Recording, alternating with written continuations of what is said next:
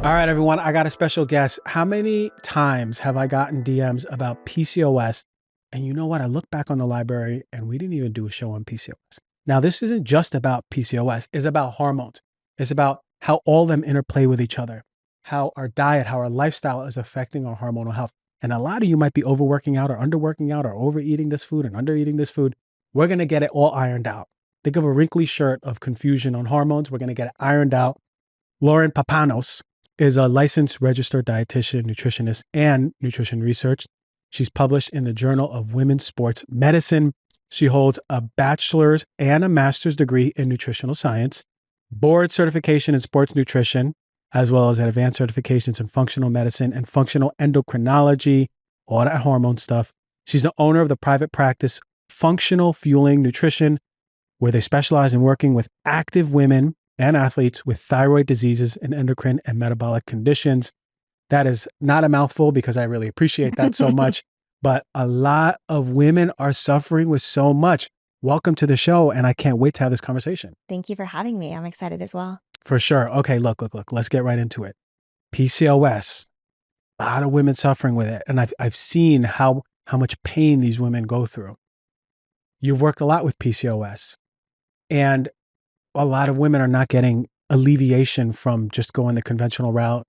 They may even have the surgery, but it doesn't do anything, the laparoscopic surgery. What is driving PCOS that we're not talking about?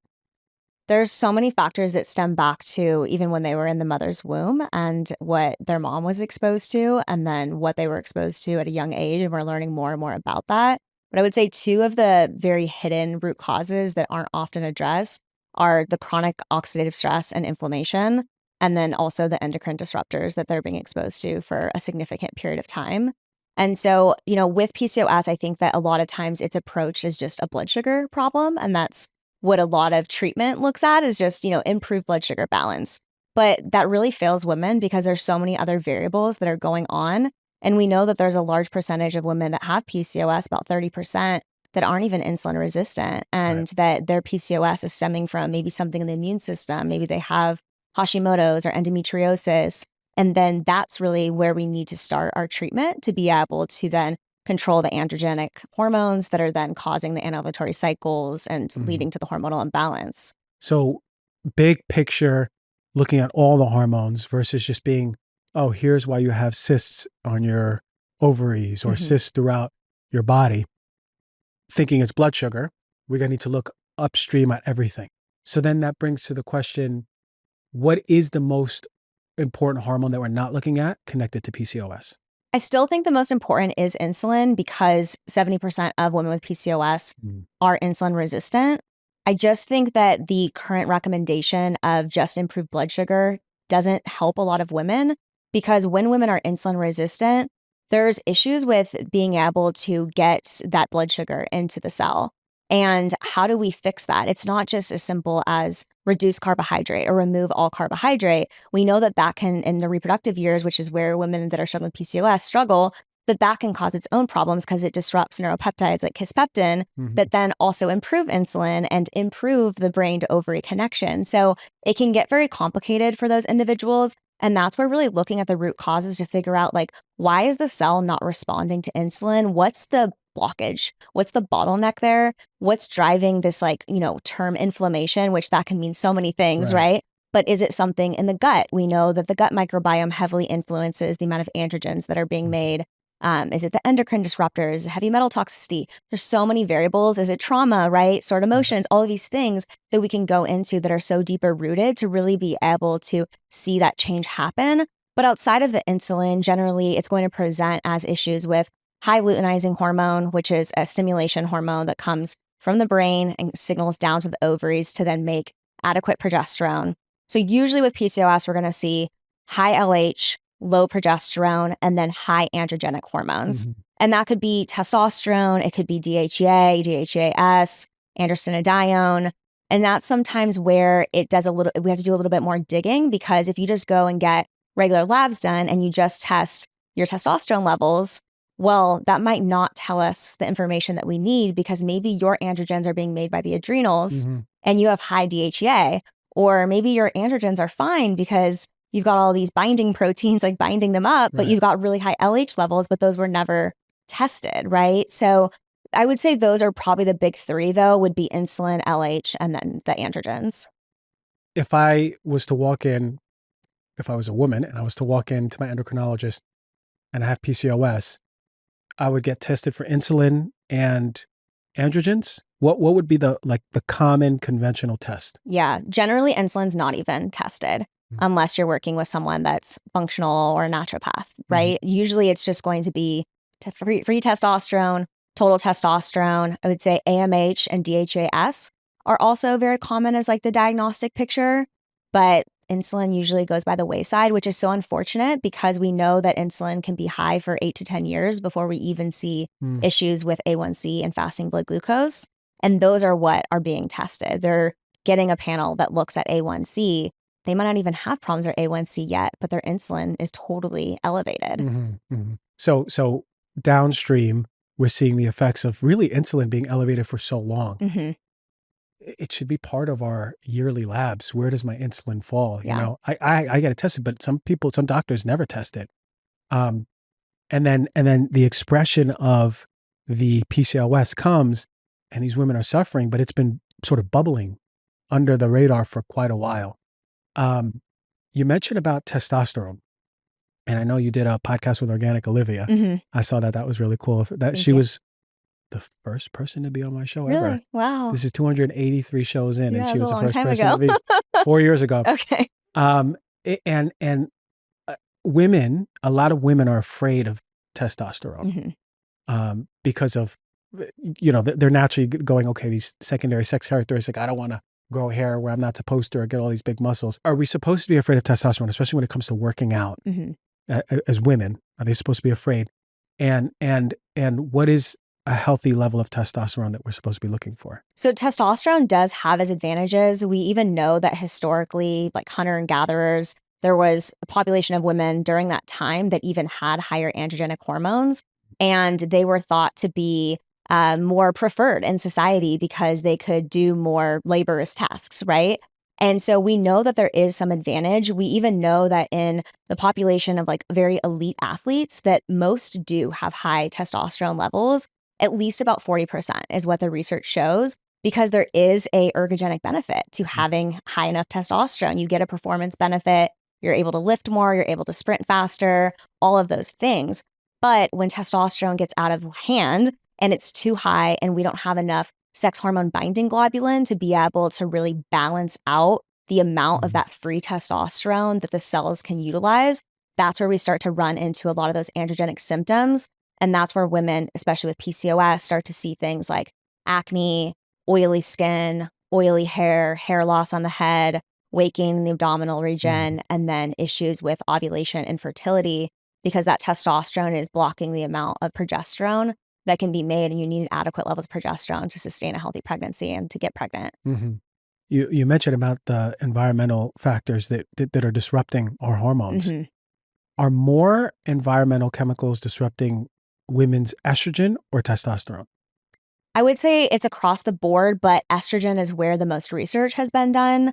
And mainly because we know that those endocrine disruptors have the ability to bind to those estrogen receptors and displace our own estradiol, which is the main estrogen made in those reproductive years, from being able to bind to those receptors that are in the ovaries, for example. So yes, it is impacting the entire endocrine system because all of our hormones are connected. When I say endocrine, I'm really meaning hormones for those that aren't familiar. But estrogen is really where we see the greatest impact happening. But because estrogen and testosterone have such a close relationship, as testosterone converts over to estrogen, then that's where we're seeing that with women that have PCOS, these endocrine disruptors are heavily influencing the level of those androgens. So we think you talked about the cell and the inflammation around the cell. That's a major cause of inflammation, is that these exposures that we're getting through food or the air we breathe or what we put on our skin, and we're not talking about it enough. And I think we really need to start talking about how our hormones are becoming disrupted. I know a few people who work out and they lose their period and they go, I don't know why, it just never came back. What's happening? Because this is like, there's 3 people over the years that not in my life, not just people I follow on Instagram or followers, people in my life I know personally, this has been happening to, and we've been working with it. But what's happening if you work out and your period just disappears? Okay, some of you have been asking me about the latest trend in hydrogen water and the host of health benefits of drinking hydrogen-infused water. And you're asking, what device do I recommend the most?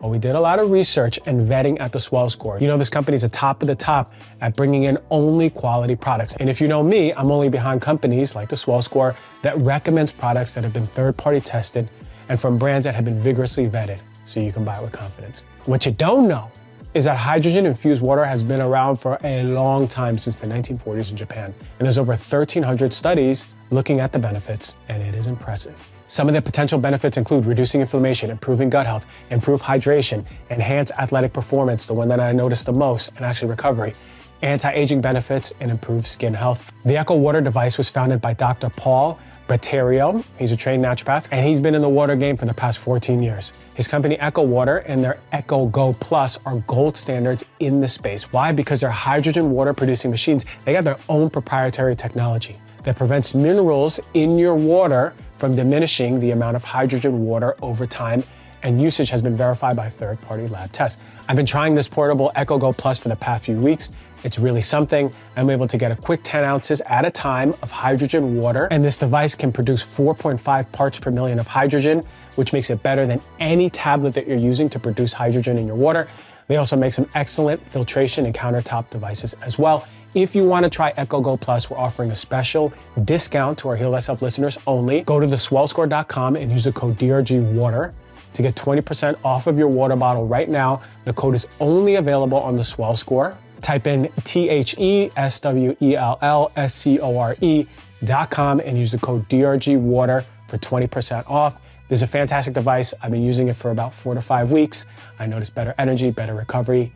Check it out. Hydrogen water at the Swell Score. Nuzest Good Green Vitality has revolutionized my approach to holistic health. As a believer in whole body wellness, this is an all-in-one nutritional supplement that has been a significant find to my overall wellness regimen. In the past, I championed a green powder that was fantastic, but got really expensive. So I wanted to find the best quality one for the cheapest price. And we found the Nuzest Good Green Vitality, and it just came out. It's crafted with an impressive blend of vitamins, minerals, and superfoods. It's a true symphony of nutrients designed to support every aspect of your health. It bridges the gap between what we eat and what our bodies truly need, providing comprehensive nourishment. The convenience factor is unparalleled. Now imagine replacing several bottles of supplements with just one scoop of Good Green Vitality. It simplifies life without compromising on quality or nutrition. And my own experience has been wonderful. I take it every single morning. I put it in water. Sometimes I put it in a smoothie, but it's one of the first things that I have in my body. And I have better energy, better digestion, a stronger immune system. I have yet to get sick. The winter just passed, knock on wood. And those are just a few benefits. I enjoy the taste, it's easy to mix, and I can put it in anything. Good Green Vitality isn't just a supplement, it's a commitment to your overall health, and I encourage you to embrace this path to vitality. It's a step towards nurturing your body, mind, and spirit. You can get 20% off of all Nuzest products using the code DRG at checkout. Remember, Good Green Vitality, my favorite green powder. If you want to use a green powder, this is the #1 Dr. G approved one right now. Head to nuzest.usa.com/Dr. G to learn more and start your journey towards whole body wellness with Good Green Vitality, the most bomb green powder out there. That is nuzest-usa.com/DRG. Use the code DRG for 20% off. It's such a common issue, and it's why I got into the space I'm currently in, because I myself was in that position where I was just trying to do good things, and I did too much of a good thing and struggled with that for a long time. And it's also why I do the work I do, because it's so pervasive. And I think that a lot of women and men have really good intentions when they do this exercise and they're eating well, but then it becomes a slippery slope with the endocrine system. And so what commonly, the condition that commonly is referred to for women is called hypothalamic amenorrhea. Essentially, it's signaled or classified as no menstrual cycle for 6 months. And oligomenorrhea is really the precursor to that, where you're having irregular cycles for about 3 months, and then eventually it leads to amenorrhea. And amenorrhea can happen with both, overexercise, undereating. It can also be a side effect of PCOS and hypothyroidism. But as it relates to the exercise piece of it, the main thing is that the reproductive system is very sensitive to stressors. And exercise is a stressor. It's a very good stressor for us, but it's a stressor. And when our body already has too many stressors, it starts to derail this communication between the brain and the ovaries. So I always explain it as like a cup of water, and you have all these different fluids that are going into the cup. So you have psychological and emotional stressors, you have your life stress of work and personal life, you have exercise stress, you have nutritional stress, and then you have like biochemical stressors, which are maybe things going on in your gut, infections, whatever it might be. And so all of these are pouring in a little bit of liquid every day, let's call it. But when one of those liquids gets poured in too much, then that's when the cup of water overflows. And that's when that communication gets cut off between our brain and the ovaries. And so what happens for a lot of women is that they already have, let's call it 2 ounces of fluid going in from each of those areas. And then they add 10 ounces from exercise. And now they've overflown that 8-ounce cup of water, and they've completely derailed the whole endocrine system. So we always have to be thinking about what we call allostatic load, which is essentially how are we balancing out those different stressors? Because it's not just lack of intake of nutrition, and it's not just we're exercising too much. It's a cumulative effect of all of those that's telling the reproductive system, this is not a safe place to reproduce. And the reproductive system is voluntary. And so when the body senses that, it preferentially is going to make more stress hormones. It's going to activate our sympathetic state. We're going to pump out more cortisol. And what is it going to do? It's going to take all of those resources away from our reproductive system. It's going to shut off that reproductive system. And now it's much harder to regain a cycle. But we have to look at is the balance of that is there too much exercise on the system for what the body can handle in that point in time? And are we fueling adequately to be able to support that? So most commonly for women, they're just not getting enough total energy, especially from carbs and fat. Protein is another important macronutrient, but from what I see in a lot of the population that we work with, at least, most of those women are eating already a pretty high protein diet, which is great, but protein isn't an energy storing nutrient.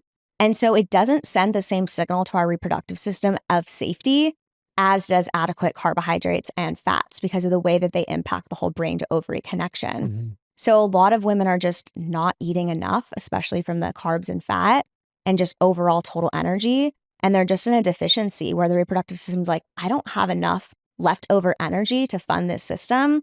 I'm just going to go to sleep. Let me know when you're going to feed me again, and I'll be back for you when that happens. You said something really important because a lot of women are going to work out and they're like, okay, well, I want to start a workout program. I'm going to get really fit for this event or summer or whatever it is. And they go, but I'm eating this high protein diet. Like I saw on Instagram, I need to eat protein with every meal. But you're saying that, oh, wait, don't forget about carbs and fats because it's sending another signal to our body. So if we're begin a workout regimen, men and women, we really need to eat a comprehensive, all the macronutrients and not just, so then that brings me to carnivore. Now you know where I'm going with this. Because a lot of women will go, okay, I'm starting this workout regimen. I lost my period, but I've been eating high protein and carnivore. Is that a bad thing if we're not getting all of the good proteins and fats? Yeah, it can be really problematic for the reproductive system. And we even know that with women in the reproductive years, especially, that free thyroid hormone levels drop on a low carb and a ketogenic diet, which is generally what happens when you're on carnivore, right? And so we know that women's reproductive systems are more sensitive to low carbohydrate. And it's thought that that's probably through that neuropeptide kisspeptin that's regulating the reproductive system and energy balance that's occurring. Because kisspeptin loves carbohydrate. That's really what it's most sensitive to. And it's all via like this whole insulin conversation that we're having. So it is a little bit of this balancing act because people will say, well, I don't want to become insulin resistant, so I don't want to overeat carbohydrates, or like, aren't fats bad for me? Or am I eating too much fats, right? It's all about the balance of how you do it, when you do it, what food sources you're incorporating, how you're incorporating them. And it doesn't have to be complicated. It's just finding the system that works best for you. But yes, just protein alone and exercise at a high degree, you're going to probably see irregularities happen within your menstrual cycle unless you're someone that's just not sensitive from a hormonal perspective. Right, that 1%. Yeah, exactly. Yeah. They can eat whatever they want. They're out actually. there, yeah. And there has been even research to show that like in the first 10 years after menarche, which is your first cycle, that your reproductive system is most sensitive to energy fluctuations. So in younger women, maybe that are like between the ages of like 14 to 24, which is like 14 is usually when, kind of average age 12 to 14 of first cycle. They're going to be more sensitive to losing their period than maybe when women are like in their 30s or 40s if they were to do the same thing. What is the importance of the role then in exercise in putting on muscle, especially for women? How important is to go to the gym and not just go, I'm going to run 10 miles and call that my workout? Should women be doing weight-bearing exercises also? As someone who prioritizes clean, pure, and high-quality ingredients in my life, y'all know I'm super picky about supplements I take, especially when it comes to something as important as omega-3 fatty acids. Not all omegas are created equal. How many times I gotta say it, right? From the ocean being polluted to even the fish we eat, being particular about my source of omega-3 supplements is very, very important to me, and I take omegas every day. That's where Peori comes in. Peori's O3 Ultra Pure Fish Oil is my go-to for getting a premium, potent dose of EPA and DHA omega-3. What I love about Peori is their commitment to purity, potency, and transparency. Each batch of their products is tested by third-party labs against over 200 different contaminants, so I know I'm getting incredibly clean and fresh fish oil. In fact, Peori's O3 is certified by the Clean Label Project and has 5 out of 5 stars from the IFOS, that is the International Fish Oil Standards Organization, for guess what? Purity and freshness, the cleanest of the clean. Every single bottle of Peori's O3 comes with a QR code that you can scan to see the specific test results for that batch. I mean, how often do you see that level of transparency from a supplement company? It gives me a peace of mind knowing exactly what I'm putting into my body. Personally, I take Peori's O3 every single day. I find that 2,000 milligrams of long-chain omega-3 really supports my heart, brain, my eyes. And with all the third-party testing, I don't have to worry about any nasty fish burps that I know a lot of you have, and rancidity issues that can come up with lower quality fish oils. If you're looking to add a premium, pure, and potent omega-3 supplement to your routine, I can't recommend Peori's O3 enough. It's become an essential part of my daily health regimen, and I think you'll love it too. Peori is offering 20% off of their O3 Ultra Pure Fish Oil and their other fantastic products to Heal Thyself listener, you. That is 20% off even on top of the already discounted subscription price. Just go to peori.com/DRG and use the code DRG for 20% off the already discounted subscription prices. That is PUORI.com/DRG. Use the code DRG. Americans spend an average of 90% of their time indoors and take about 20,000 breaths a day. According to the EPA, indoor air is 2 to 5 times more polluted than the outdoor air. I bet you didn't know that. And in some cases, up to 100 times more polluted. Data shows that air pollution is responsible for nearly 7 million premature deaths globally. I bet you didn't know that too. Living in a city exposes me to a range of pollutants, including vehicle emissions, industrial pollutants, construction dust, and residential heating emissions. The struggle to breathe clean air becomes a daily battle, impacting not only our health, but our quality of life. Thankfully, Air Doctor has been a game changer. I've had it for many years. I mean, like we're talking about like 4 years. I got 6 Air Doctors in my old space, and I love them. It'll take away any musty scent. It'll clean out the air, and the air is just it's so much better. I love the Air Doctor. It's my favorite thing. Filters out 99.99% of dangerous contaminants and allergens such as pollen, pet dander, dust mites, mold, even bacteria and viruses, so your lungs don't have to. All Air Doctor purifiers also feature a whisper jet fan, 30% quieter than ordinary air purifiers. It comes with a 30-day money-back guarantee, so if you do not love it, just send it back for a refund minus the shipping. If you're looking for the cleanest air in the game, if you want to airify your house into getting some clean, crisp air, protecting your family, your newborn, right? Go to airdoctorpro.com and use the promo code DRG.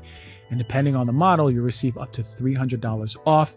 That is exclusive for podcast customers. You'll also receive, exclusive for you, the Heal Thyself listener, you're going to receive a free 3-year warranty on any unit. Go to airdoctorpro.com and use the promo code DRG. Absolutely. Yeah, I think resistance training is one of the most important forms of exercise. If I only had to pick one, it would be that. If you only had 2 hours in the week to exercise, it would be spend it all resistance training. Because it has so many benefits. We know that it helps grow muscle, and muscle is how we dispose of about 80% of our blood glucose. So the more muscle you have, you're like a sponge to carbohydrate. Your muscle is able to pull that carbohydrate out of the bloodstream, decreases the need for insulin, less apt to become insulin resistant, and you're able to metabolize carbohydrates more efficiently. So it's important for that. It also helps to be able to support bone mineral density. And that's a big thing for women. And most women aren't thinking about it till they're like 60 years old when they've been diagnosed with osteoporosis, osteopenia. But those deposits are made before you're 30, really, because once we turn 30, you're starting to lose lean muscle mass and you're starting to lose bone mineral density after that age bracket. So we should be depositing that muscle before then.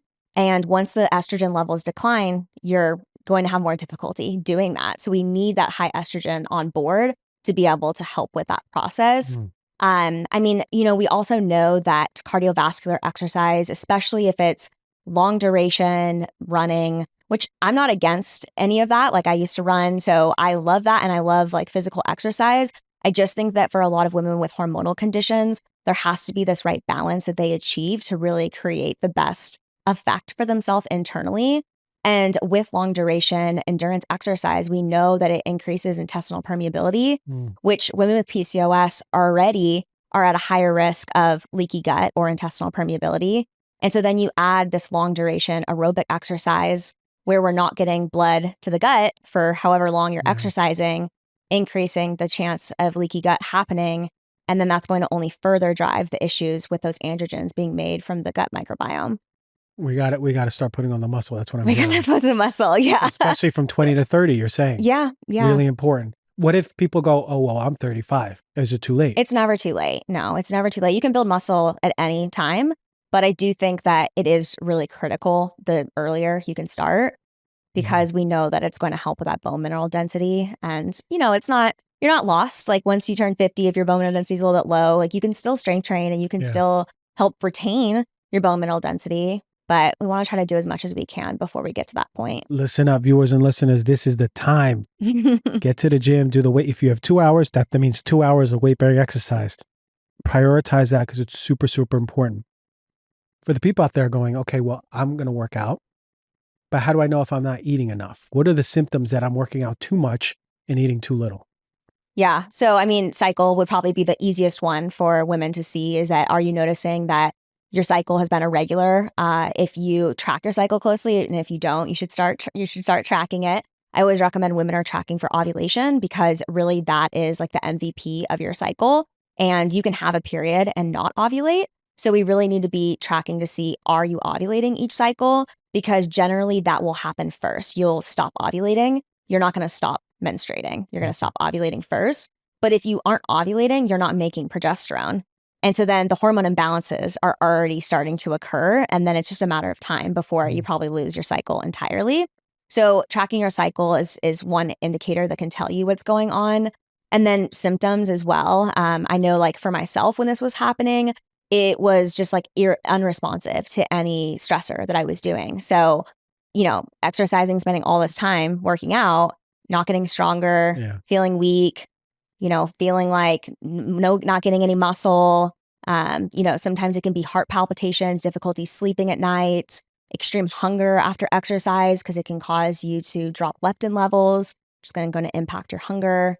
So those would be some of the early signs outside of your cycle being off. And then some women will experience it more so as they're starting to notice like they're having hair loss or they're having really bad fatigue. They're starting to have acne breakouts. And maybe that's where it's showing up. It's not so much from a reproductive standpoint, but those reproductive hormones are then impacting some of those more aesthetic type symptoms. So the acne breakouts would be coming from the reproductive hormones being imbalanced. Yeah. By that stressor just being too much. Yeah, because perfect storm for acne is high testosterone, high cortisol, and low estrogen. And all of those happen when there's over-exercising. The high testosterone, not always. That's more so with PCOS specifically. For a woman that doesn't have PCOS that's over-exercising, she probably won't see her testosterone go up. If anything, it'll probably go down. But she will also see high cortisol and low estrogen occur. And both of those are really important for your skin and for regulating sebum production, which then regulates things like acne breakouts. Makes sense. Yeah. There you go. Listen, you have acne, you got to get those checked and see where you're at. You love the thyroid. And thyroid, I always thought of as such a sensitive gland tissue and vulnerable. And a lot of people are suffering with thyroid issues. What would you say in your expertise is really driving thyroid dysfunction for so many people that we're kind of not talking about, or it's not in the forefront yet? hmm The thyroid is huge, and so many women are struggling. It's the most common in women that we see conditions like Hashimoto's and hypothyroidism. And unfortunately, I think that hyperthyroidism and Graves go a little bit undiscussed because they're not as common. But a lot of the same recommendations do apply to those populations, just the symptoms might look different. I always look at treating hypothyroidism a little bit differently than Hashimoto's because with hypothyroidism, it is just an endocrine condition. So it's just hormonal in nature. Whereas with Hashimoto's, the cause of it is the immune system, right? Where the immune system is attacking those thyroid hormones or the thyroid cell. And then that's what's causing the destruction of the thyroid hormones. And so, yes, it is a hormonal imbalance as well, but it starts with the immune system. So there is some overlap between them. With hypothyroidism, there's a lot of similarities to amenorrhea. So a lot of nervous system activation, a lot of trauma, a lot of undereating, overexercising, constantly in the sympathetic state, low heart rate variability. We see all of that with hypothyroidism. And I always start with looking at those variables. It's very common that with the thyroid, there's going to be mineral deficiencies at play because the thyroid is extremely mineral dependent. And when we talk about minerals, it's not just are you consuming enough magnesium and iron and selenium and these minerals that are critical? It's also looking at what's depleting the body of those minerals. We know that things like heavy metals deplete mineral levels. We know that constant high cortisol state depletes mineral levels. So we have to adjust those alongside of also supporting the body's mineral replenishment. I would say iron deficiency is very common in hypothyroidism. And like I said, it's a mineral, so it very much is going to regulate thyroid hormone production. And then also, I think the liver and the gut are very important too. The liver is where about 70% of that thyroid hormone conversion happens. And then the gut is where we convert also about 20% of those thyroid hormones. So we always look at is there potentially like genetic things that are impacting how you're moving things through your liver detoxification pathways? Is there maybe too much that the liver's having to detoxify through that we need to get out of the body? And then what's going on with the gut microbiome? You know, like, are we eating the right foods that are giving us the fibers that we need to be able to support the microbes that are in the gut that are helping convert those thyroid hormones? So for the people listening out there who have Hashimoto's, what sort of food should we be moving towards and staying away from? The first step is they need to address the inflammation because we know that oxidative stress and inflammation, they're kind of one and the same terms, right? But that those are what drive the Hashimoto's development. Hashimoto's an autoimmune disease. And so the gut, again, is going to play a big role in triggering the autoimmunity from developing, and then the life stressor that also cause that trigger. So any foods that are going to help with restoring that gut function are going to be essential. So it could be things like bone broth, aloe vera, marshmallow root. These are great for helping heal and seal the gut lining. And then looking at is removing things that are driving some of this inflammatory response. So I always start out with starting with the inflammation piece. And with inflammation, I don't just mean like removing high inflammatory foods, because a lot of people and probably a lot of your listeners, they're like, I'm not eating refined sugar. I'm not eating gluten. I'm not eating a lot of these things that like the standard American diet includes, right? But I still am dealing with, Hashimoto's and all of the symptoms of that. So what do you mean that I could have like inflammation that's blocking that? And generally it's within the mitochondria that we're seeing that inflammation occur. And there's a lot of nutrients that are needed for mitochondrial function, especially like antioxidants being one really critical one. And then there's a lot of things that like slow down the mitochondria too, like heavy metals and such. So it's a little bit of like a two-prong approach to me of what do we need to add to be able to restore mitochondrial function, to be able to flood the body with antioxidants, to make sure that we have enough minerals to be able to help with the low amounts of thyroid hormones. And then what do we need to remove that's going to lower this inflammation that's specific to Hashimoto's, which is this mitochondrial dysfunction that's happening, which is mainly coming from things like endocrine disrupting chemicals that are in our food supply. So bringing more awareness to like, what's in your environment? What are you eating? And if you need to supplement something to support your mitochondria or reduce that inflammation in the gut, like you said, heal and seal it. Yeah. It's sort of And that's why we have to take that integrative, functional, naturopathic approach. We have to look holistically. It's not in a siphon. You're not just looking at the liver or the thyroid. And I love the way that you approach that, because that's what we need. We need that change in order to make real change to thyroid health or just full body hormonal health. What are, to you, what is the major disruptor of our hormones environmentally that we need to stay away from? What is the thing that, like, let's say I go, okay, listen, you've overwhelmed me with too much. I only can get rid of one thing for toxins in my life, and then we'll do more when I see you. Mm-hmm. What's going to be that one? I would start with anything that has PFAS in it. So glyphosate is going to be a big one, and starting to look at what are you purchasing and where are you purchasing it. You know, we can't be perfect with these things, but can you start switching over maybe the chickpeas you're buying or the oats you're buying to a glyphosate-free option? That would be a great place to start. Looking at plastics that are in your food as well. So are you buying a lot of your greens and your vegetables wrapped in plastic? Are you drinking out of water bottles that you're getting plastic leakage in?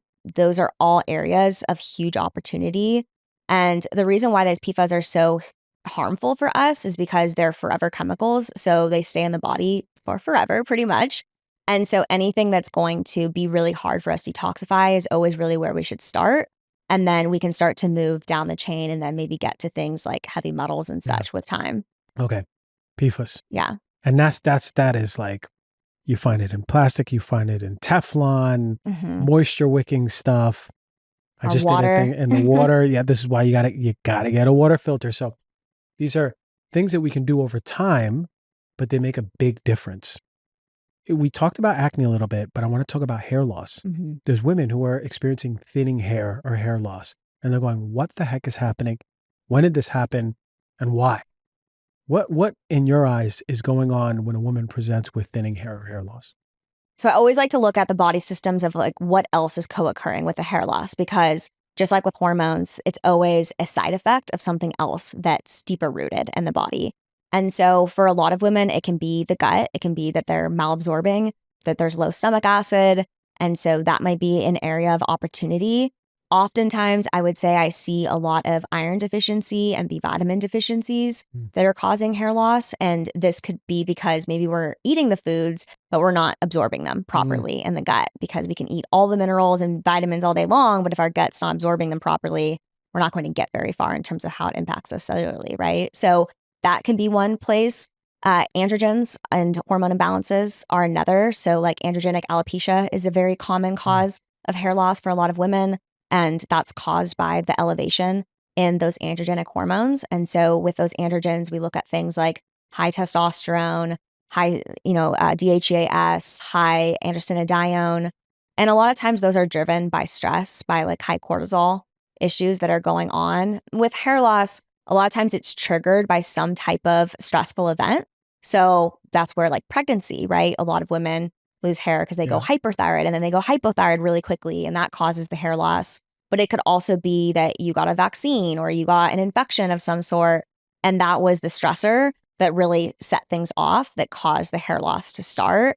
And then your body just didn't have the resources to be able to help get you back into where you need to go. With hair loss, it's so slow. It's such a slow moving process, because it takes even 3 months just to get things out of the growth phase. So if we are having a stressful event like pregnancy or, even menopause would be considered like a stressor as well, that can be the trigger of it. But then if during that 3-month time period, we don't have enough minerals in the diet, we're not absorbing those minerals properly in the gut, it's going to be very challenging for you to see that hair regrowth happen in a couple of month time period. Multi-level. It's very multi-level, yeah. It's not just you need to put oil of garlic in your hair. It ain't the root. You got to get to the root. Very, very, very important. How important is proper movement of the bowels for hormonal health? So important. Everything goes to our liver and it comes out the gut. So if you aren't going to the bathroom properly or efficiently, really, I would say like at least once per day, ideally more than that, since hopefully you're eating multiple times per day, then you're going to have more issues with those hormones, especially estrogen, getting reabsorbed and going back into recirculation. And then we see a lot of like estrogen dominance, where it's just that your estrogen levels are above where they should be. And a lot of times that goes back to the gut. So the gut is always, when we're talking about like detoxification, it always needs to be the starting place, because you can upregulate the liver all day long, but if things aren't getting out at the end of the day, you're not going to get any better. You're not going to see improvements to your hormones. You're not going to see a drop in inflammation, improvements to your symptoms, because if anything, you might just be making the body sicker, because now you're just releasing more, but it's storing, it's not getting out of the body. So the gut always has to be where we start with getting the bowels moving, getting you going to the bathroom at least once per day. And then we can start to like upregulate the liver and get things flowing more there once everything's open to get out. It makes sense. What would be your top foods then to get things going for people? I know there's a lot of different types of fiber, or two different types of fiber, but a lot of different foods. What is your particular one that you go, this really works? I think that the fiber is always an important place to start, but you go to the doctor and they're like, eat enough fiber, drink enough water, exercise. And you're like, done that for 40 years. Right. It's not really moving the needle for me. So I think a lot of people are doing that. I would say I see a lot of imbalance of fiber composition. So as you mentioned, we have two types of fiber. There's insoluble fiber and soluble fiber. Insoluble fiber is going to get things moving faster through the GI. Soluble fiber is going to bring water in. It's going to bulk up the stool, puts more pressure on the colon. That's going to help to be able to get everything out of the bowels. And so a lot of women are eating a lot of insoluble fiber because they're eating a lot of vegetables and salads and things. But soluble fiber, we don't get as much of from those types of foods. We get soluble fiber from things like legumes, beans, chickpeas, lentils, chia seeds, flax seeds, pumpkin seeds, sweet potatoes. Not as common. I'm a huge legume fan. I think that everyone needs to be eating more legumes. I agree. Yeah. And so I think those are really a great superfood. A lot of people can't do legumes right off the bat because they might get bloated. And so I just recommend that first and foremost, you're making sure that you are properly preparing them, which is how they've always been prepared. It's just that now we like to take the convenient route of canning them. So you can either soak them for like 8 hours or so before you cook them. You can pressure cook them. Or there's a great brand called Eden's that sells them like already pressure cooked that you can do as well if you want something that's a little bit quicker. That'll make them a little bit easier to digest. And then start really slow. So start with like a tablespoon. A couple days later, go up to 2 tablespoons. Maybe take digestive enzymes if you need it, and just continue to build. And you should be able to get to a point where your gut microbes are like, okay, I know what this foreign object is. Right. I know what to do with it. Right. But I think beans can be, and soluble fibers in general, can be a really great option for a lot of people. Psyllium husk, that's also something that's commonly recommended. I don't recommend like the Metamucil version of it. You can do like a whole psyllium husk. Yeah.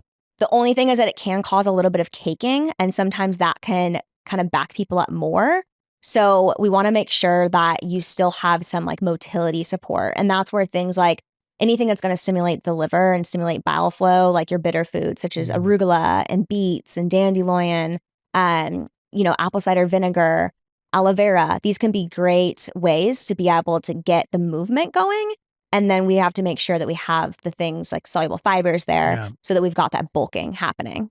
I love that you distinguish between both. Because there are a lot of women who go, I eat salads all the time. I have a giant salad for lunch every day, and I'm still constipated. And we need to give more love to soluble fiber now. Every morning I put in 5 tablespoons of chia seeds, and I warm up some milk, and then I put in the freezer just for a little bit, and then I come back, and then I put some raspberries, blueberries. Yeah. I mix it up, some maybe a little bit of cacao nibs. And I'll eat that. And I know I already have, 20 grams of fiber already. Like setting it up. So for me, it's like knowing that I'm getting enough fiber every meal is very important. Different types though, like you said. So viewers and listeners, very important. Ask yourself how much insoluble fiber are you eating and soluble fiber. Should it be 50-50? It depends on the person. I honestly find some people do better with almost no insoluble fiber or very little, especially more of the IBS type cases. Yeah.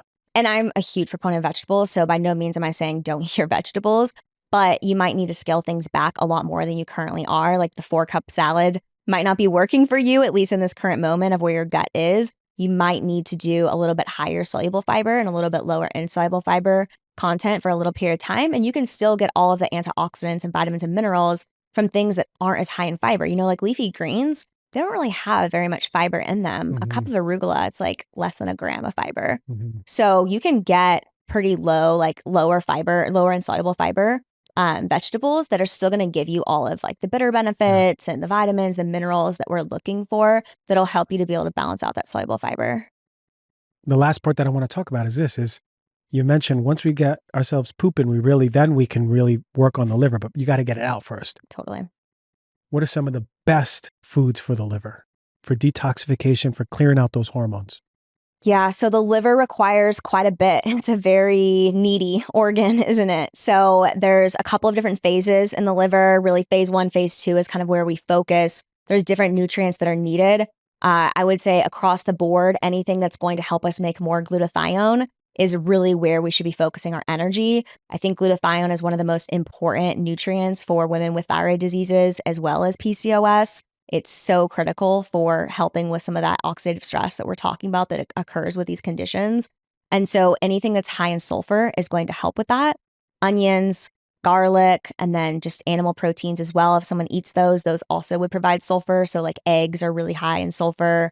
Cruciferous vegetables like broccoli, cabbage, cauliflower, kale all have quite a bit of sulfur in them as well. Some people are sensitive to sulfur. So if you notice that when you eat those foods, you don't feel well, probably need to do some other work to get you to a better spot, but they are great for making the glutathione. Outside of that, the liver needs quite a bit of B vitamins. It needs enough amino acids. And this is one area that I think is a big opportunity for people, is that a lot of our current day and age is all focused around muscle meats. Everyone's eating chicken breast and turkey breast, but those don't have all of the glycine in them like we need, and the glutamine that we need for liver detoxification and for our gut lining. So can we switch those over to more bone-in proteins if someone is eating animal proteins, whole chicken, if you're eating like a grass-fed steak, that has the bone in it, bone broth, those are great ways to get the glycine and glutamine that are needed for that phase 2 of liver detoxification. And then just like varying your protein sources, not always eating the same protein sources, trying to rotate things.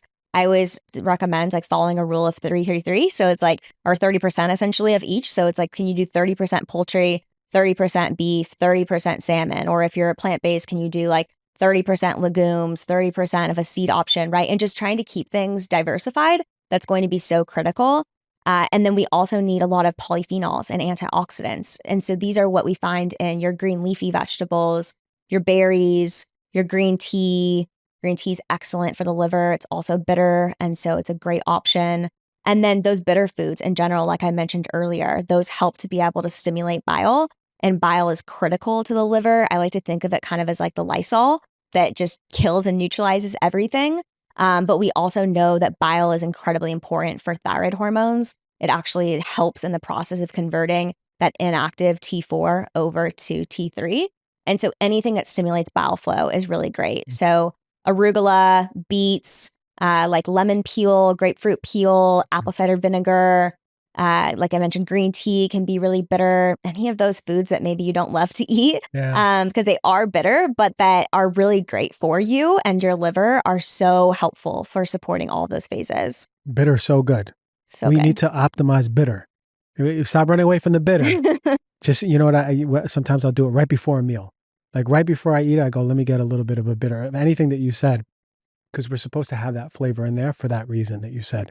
Man, you know a lot of stuff, and I love that. We could have this conversation. We could talk more. There's so much that I want to ask you about, but for now, where can people find you? Yeah, so my practice is Functional Fueling. Our website's functionalfueling.com, and then I'm over on Instagram at functional.fueling. And then I have a podcast. It's called the Strength and Hormones Podcast. Okay, and what do you talk about on that podcast? Strength and hormones? Yeah, it's basically bridging functional medicine with endocrinology, hormones, and sports performance. I love that. So if you're into any of that, go check that one out too. All right. Thank you so much for joining the show, imparting all your wisdom.